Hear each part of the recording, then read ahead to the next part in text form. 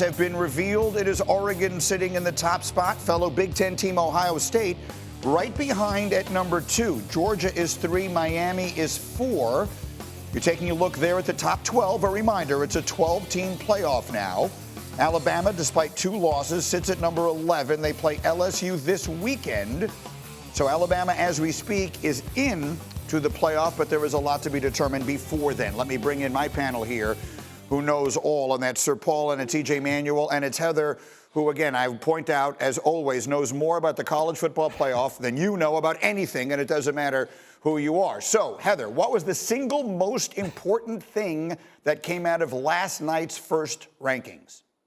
Greeny, the SEC and the Big Ten's dominance is clear, with 4 teams each accounting for 8 of the 12 teams in that initial ranking. And what that does is it helps teams' strengths of schedule who are going to play each other. Indiana and Ohio State have to play each other. Now, the loser of that game has a top 10 loss, right? Georgia and Tennessee have to play each other. If Georgia loses that game or Tennessee loses that game, they're losing to one of the committee's top 10 teams. And as we learned last night, who you lose to and how matters. That's why Ohio State's number 2 ahead of Georgia, because they went on the road, lost by 1 point to the committee's number 1 team. Yeah, and Paul, when I was with you yesterday, we were talking about Alabama. They are the highest ranked 2-loss team at number 11. What did we learn about what the committee thinks of them? They think a lot of them because they are Alabama, and I think they get a little bit of a helmet kick from who they are. But ultimately for Alabama, they don't have any room for error. I know we can quibble that there's always a route somehow, but from where I sit, Alabama will be out of the playoffs with a loss Saturday night to LSU. So that's the big one, EJ. Every weekend there feels like there were a few games, particularly now, that we have seen the rankings that clearly feel like playoff or play-in games. One of them is Saturday night in Baton Rouge, yes?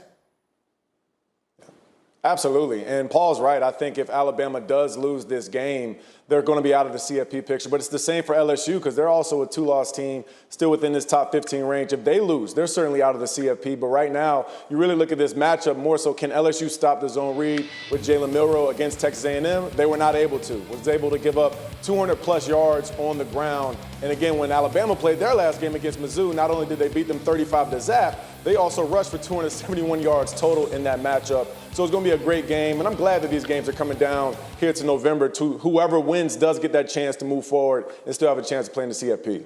So LSU in the rankings last night was at number 15. Let's go to the Big Ten here, Heather, and let's talk about Indiana. They're 9-0. The strength of schedule is not high. What did you think of it where they were placed at number 8? Well, I had them a little bit lower because their strength of schedule is 103rd in the country. But because of where they are, I still think that when they play Ohio State, this has to be a good game because how you play matters, even if you lose, again, pointing back to that Ohio State-Oregon game. But if Indiana loses and they have 1 loss, because they're right there, I think that that's a good debate in the committee meeting room. How about you, Paul? How about the way the Big Ten big boys, if you will, were treated by the committee yesterday? They were treated very well. And as far as Indiana, Green, I don't want to be a hater. Well, maybe I do. But the point being, Indiana just hasn't really played anyone in non-conference. And they've beaten some teams very convincingly, and I think that's why they're ranked so high. But this Ohio State game, to me, is going to reveal everything. And if they get blown out, I think we ought to have a serious conversation about whether they belong in this playoff. That's going to be an interesting one. What do you think of that, EJ? Indiana, I'm looking at their strength of schedule, as you point out, Heather, is 103. Their strength of record is number 7. By the way, Georgia's is number 1. Their strength of record is number 7, and they do have Ohio State coming up. Are they a lock to get in, even with a bad loss to Ohio State, EJ? That's a good question, Greeny. I would say they're still a lock because if you look at the way that they played these games, and look, 5 teams in front of them with 1 loss, I think that's a sign of disrespect. But like Heather said, some of those teams ahead of them will play each other. But look, I mean, they've been dominant in every single game they played. And ultimately, if I'm a player on that team, I can't hope who was on my schedule. We have to play the teams that are in front of us. So like Paul mentioned, you have to go out there, play well against Ohio State. Even if you lose to them by 1 or 3 points, I still think they find a way to get into the playoff. Heather, 2-loss Colorado. Dion's program is at number 20. Was that about where you expected them? And what do we say about where they sit now?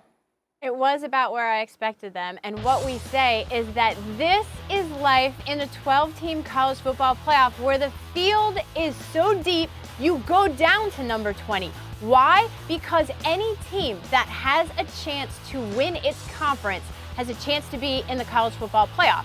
And Colorado and Iowa State right now are neck and neck at 36% to play BYU in that Big 12 championship game. If Iowa State loses, which it can because it plays K-State in the regular season finale, you're looking at Colorado BYU in the Big 12 title game. So do not count out the bus until they count themselves out if they win out.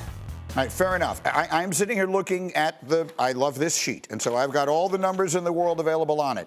I see who the top 12 are. Paul, give me a team that is currently outside the top 12 that you would be willing to bet that palatial estate of yours is going to wind up making it when it's all said and done.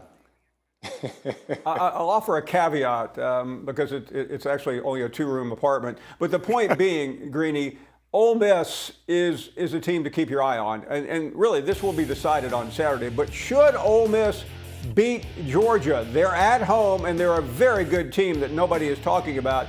They will have a straight shot at the CFP. They have to beat Georgia, though, which is a major mountain to climb. Yeah, right now their strength of record is 18.